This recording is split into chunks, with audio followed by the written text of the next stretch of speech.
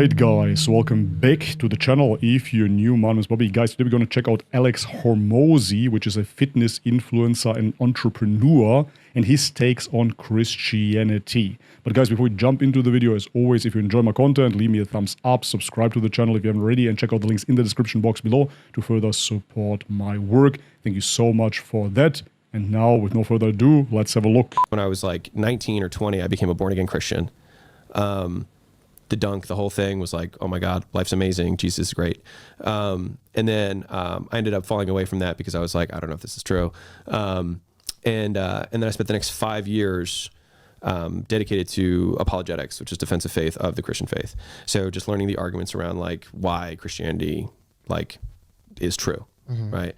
I ended up not believing in it, and I can give a variety of reasons, but I'll give you the simplest one. Hopefully I'm not insulting anyone. This is just my belief that I'm sharing, which is one of the strongest arguments for Christianity against other world religions is that other world religions say like, if you go to the good place, so if you do a good job, you go to the good place, right? And fundamentally it's a hard paradigm because it means that like at what point are you 51% good versus 49%? Should I have just held one more door open and I would have gone to the good place forever, right? Not even talking about like finite circumstance and creating infinite outcomes, but like whatever. And so, yeah, I have to interrupt him right there because that is not exclusively true only about Christianity. In Islam, for example, yes, you have to do good deeds, but it's not the good deeds ultimately that get you into paradise, but it is the mercy of God. If you can draw that line, then it kind of makes it ridiculous, right? It like kind of breaks down on the like be a good person system, right? And so that's all worldviews with the exception of Buddhism and Christianity. Yet again, that is not true. It's with a false Christianity, statement. they're like, you don't have to be good, you just have to have faith. And if you have faith in Jesus, then you go to the good place, right?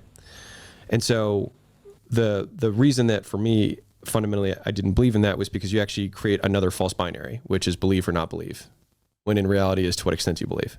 It's how hard you believe. And again, you create another 50% line, which is should I believe 1% more? And then I would go into the good place forever, right? I don't really follow the argument because belief doesn't really work that way. You can't say that if you believe 51%, then you're more likely to believe. It's either you believe or you don't believe. If I ask you, for example, do you believe to be a man, you will tell me with certainty that you are. So I don't really believe in those gray scales when it comes down to the belief of God. So anyways, the point is that I studied apologetics for a long period of time. And then I was really sad. And I was just like, fuck being sad.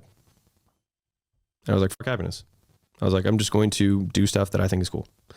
And that was like the first break in the chain for me. My slogan to myself was actually just fuck happiness. And that was wildly freeing because I stopped judging myself for not being happy. And then I was just like, oh, I'm like, I am unhappy. I'm like, cool, whatever. And I just kept going. And all of a sudden it just like stopped mattering to me. I don't really see the parallel that he's drawing to Christianity now, but that being said, it is just the default mode for a man, no? Which man really aspires to be happy? Maybe when you're a child or something, but as a man, I'm not looking forward to be happy during the day. I don't think about it. I genuinely, like, I don't think, like, does this make me happy? Does it not? Like, I don't think about it.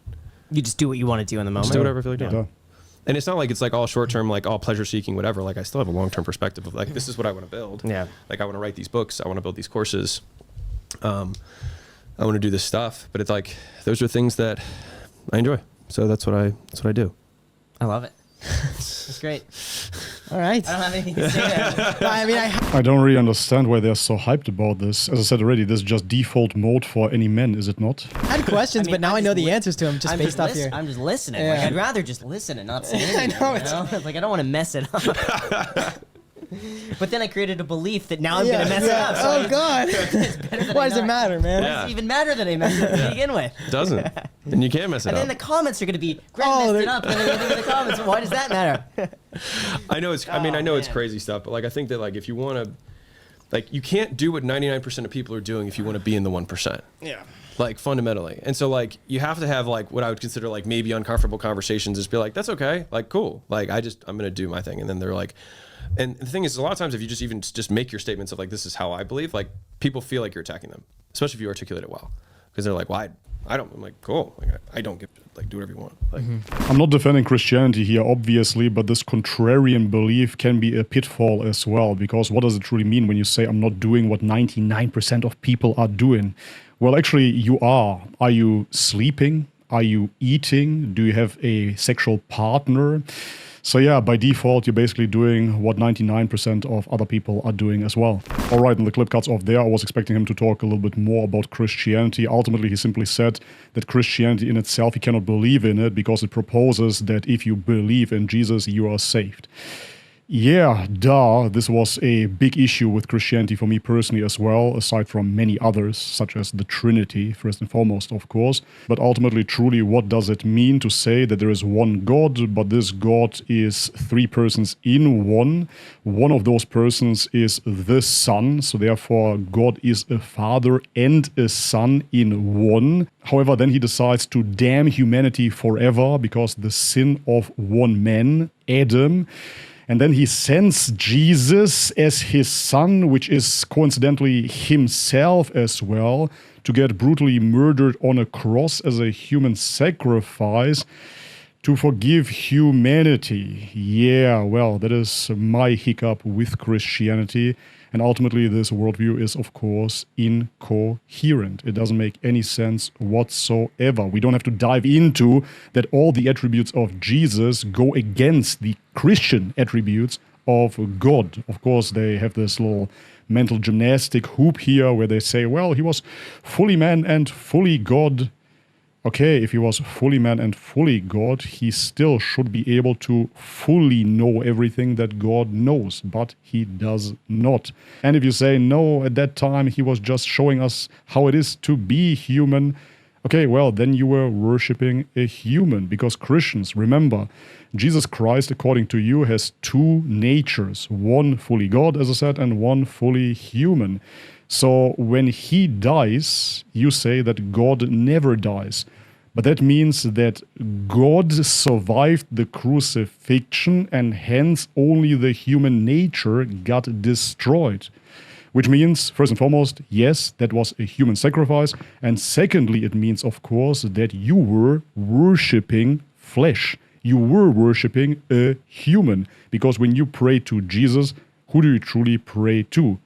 Don't tell me that you don't have a mental image of a man. Of course you do. And therefore, if that flesh died, did the human nature die with it? And if you say no, okay, that would mean that that human nature then ascended to the Father. But where is the godly nature? So does that mean that the Son, the person of the Son, has a split as well, an additional split to the Trinity already?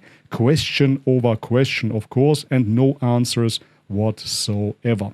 Alright guys, but this is it for today's quick video. If you liked it, leave it a thumbs up, subscribe to the channel if you haven't already, check out the links in the description box below to further support my work. Check out my ebook in which I talk about my reversion journey to Islam coming from Christianity as well. And as always, may God bless you all. Much love and peace. يا نفس إن لم تظفري لا تجزعي